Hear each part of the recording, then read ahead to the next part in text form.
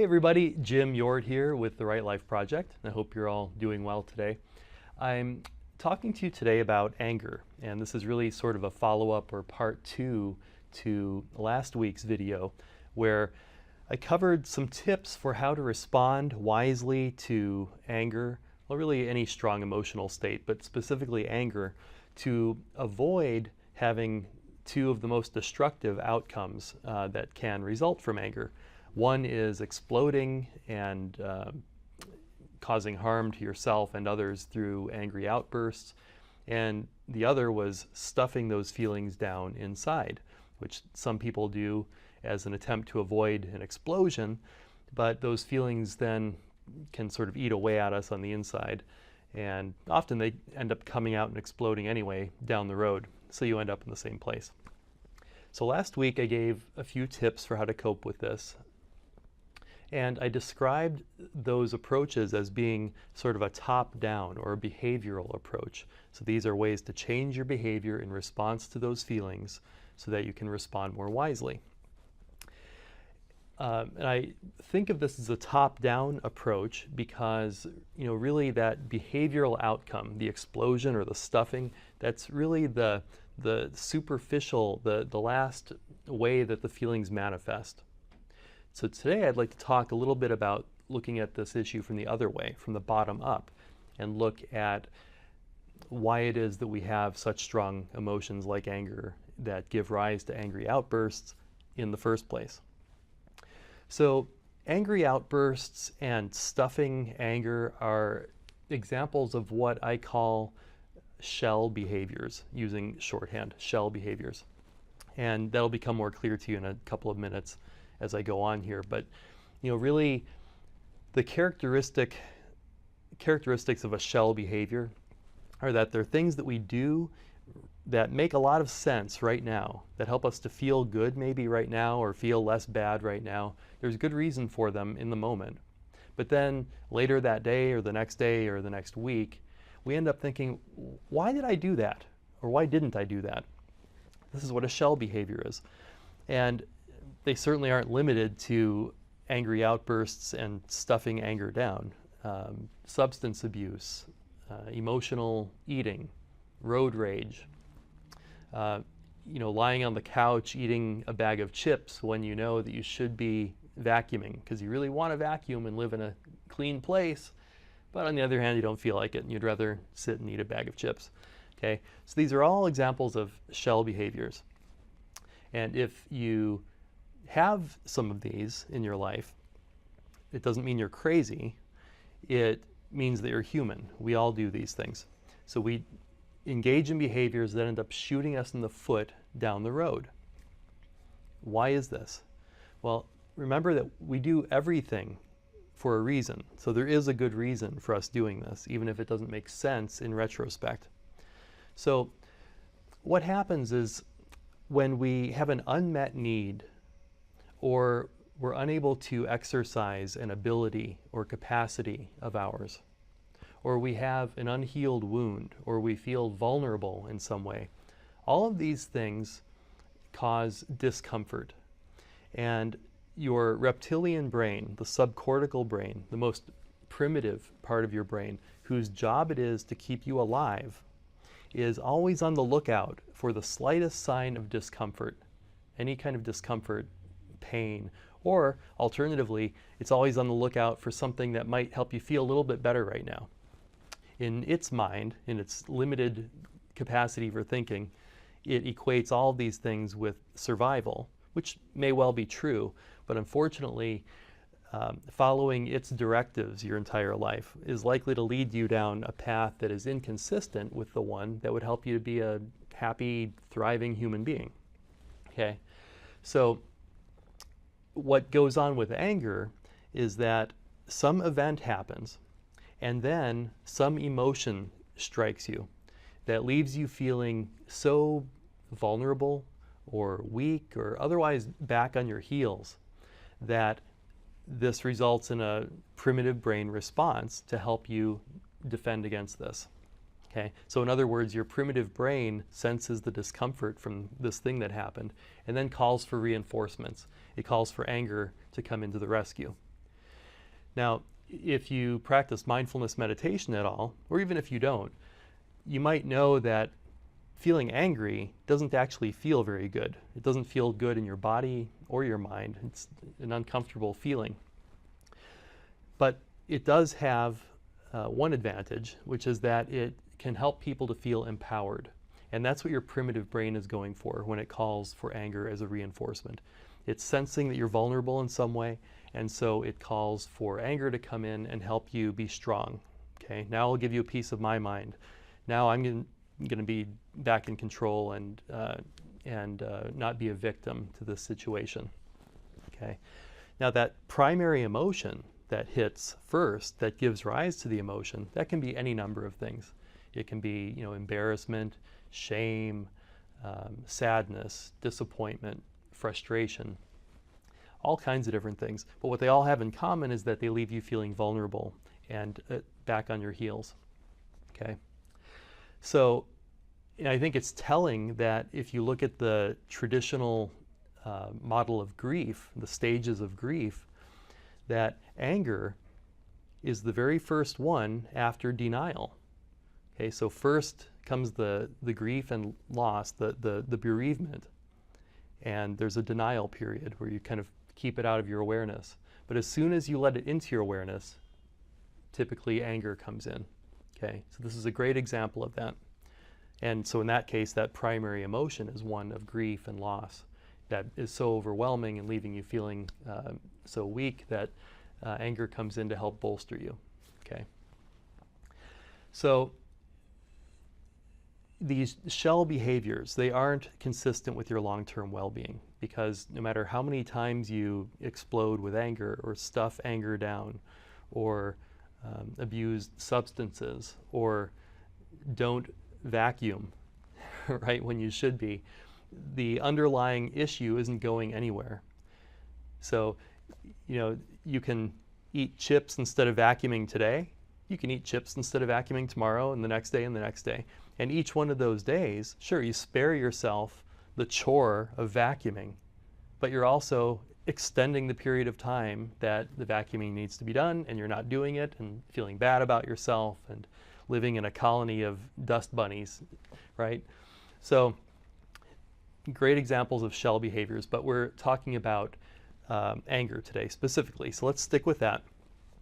And any shell behavior, and especially perhaps anger, is a great tool, can be a great tool for showing you exactly where some action needs to be taken in your life, or where some TLC needs to be brought to some part of you.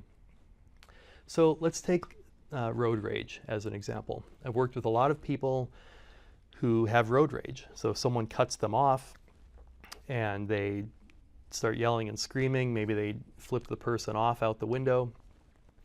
And over time, I've come to understand some things about how this process works. A lot of times, when you actually start to work with someone who experiences road rage, you find something, which is that, let's say someone cuts the person off. What's happening in that moment between being cut off and exploding in anger is this sense of being invisible or unworthy of the other person's using the turn signal, of being taken into account, of being acknowledged. And oftentimes this actually goes way back for the person. This is a raw nerve for them. Perhaps they didn't feel like they received the attention that they needed in childhood, right? They felt invisible in the family, perhaps. And so this has been a raw nerve, an unhealed wound that's never really been addressed. And so now when Joe Blow cuts them off in traffic, it takes them right back there instantly. And before they even realize it, they've reacted out of anger. Okay? So that's one example.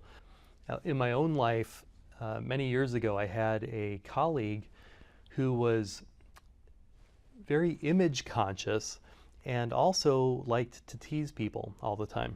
But if you teased him back, he would become really angry. You start to piece these together and you realize that maybe he had some insecurity around his image. And so his teasing other people was a way to sort of elevate himself and feel less insecure.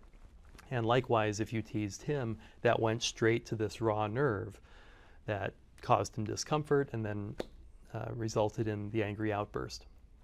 Okay, so what I'm getting at here then is, well, I want to be clear that, like I said last time, anger itself is not an issue. It's a natural human emotion. It's when we become anger, right? When it takes control of us rather than us responding wisely to anger that we're experiencing, that it can become a problem. So we can use some of those behavioral tips I gave last time to take control back from our reptilian brain and learn how to respond more wisely to those strong emotions that we're feeling. One of the tips I gave last time was around the expression of anger, and I gave the example of using I statements, which are statements of your feelings in the form of, when you blank, I feel blank. And I mentioned last time that kind of a beginner strategy here would be to use a statement like, when you blank, I feel angry. But now hopefully you have a little bit more insight into what might be beneath your anger. And that would be then something to bring into those I statements to get even more to the point, right? So let's say that your partner once again promised to take out the garbage and didn't, and you became angry. So rather than exploding with anger, you could say something like, when you promise to take out the garbage and you don't, I worry that I can't depend on you. Okay, so now this is much more objective across the plate, much more likely to be heard and received by the other person, and therefore you're increasing your likelihood that they will actually take action and respond to what you're saying in a wise way. Maybe change their behavior, start taking the garbage out. Okay, you have a much better chance of being received, heard, and responded to using these I statements. Okay, or maybe at work, if you have regular meetings and you're not really given a space to voice your opinion, you might say to your manager, when we're in staff meetings and I don't have an opportunity to speak, I feel that my input here isn't valued. Okay, so again, this is a constructive way of expressing the underlying feelings that might otherwise give rise to these angry blow-ups or cause you to stuff anger and resentment down inside, which isn't doing anyone any favors in the long run. Okay, now, am I suggesting that the next time someone cuts you off in traffic, you sort of pull over and say, pardon me, sir, but when you cut me off, I feel invisible? No, I wouldn't go that far. That would be very interesting, but that is not what I'm recommending. Give it a shot, though, if you want to. So again, we've got these behavioral interventions. The wisest approach then to this anger is both the top-down and the bottom-up, however. So using the behavioral approaches to change your behavioral response to the feelings, but then using your powers of insight and deduction and introspection to look at what those strong emotional states are telling you about yourself, what it is that you need that you aren't getting, that you want to do but aren't able to, maybe even an unhealed wound or some other kind of vulnerability. Something's going on under there, and it's calling for your attention. So, working with a coach who knows what they're doing can be helpful in this regard. If your feelings or your behaviors in response to them are such that they're kind of crossing over into a mental health problem, or you're having trouble meeting your roles in life and fulfilling your obligations, then you might be better off speaking with a psychotherapist to get their help and go deeper, and perhaps even go back and look at what happened in the past that gave rise to this, that kind of set this in motion, that could benefit from some healing as well. Okay, so really I encourage you in all of this to really just take an honest look at yourself and see what it is that you need to feel better. So take an honest and compassionate look at yourself, because hopefully what I've done here is give you some insight, some perspective that even those behaviors that maybe you're not proud of or that you end up regretting, they come from a place of self-protection, of defensiveness, of not wanting to hurt. Okay, this is a primal need and fear that we humans have. And so it's not coming from a part of you that wants to destroy your life. It's coming from a part of you that wants to protect you and keep you safe. It just doesn't have the tools to kind of see the big picture and to act in accordance with the kind of life goals you have for your long-term well-being. Okay, so that is what I have for you today.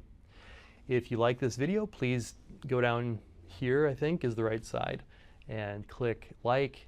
Please share it with friends, and if you haven't already, please subscribe to my channel.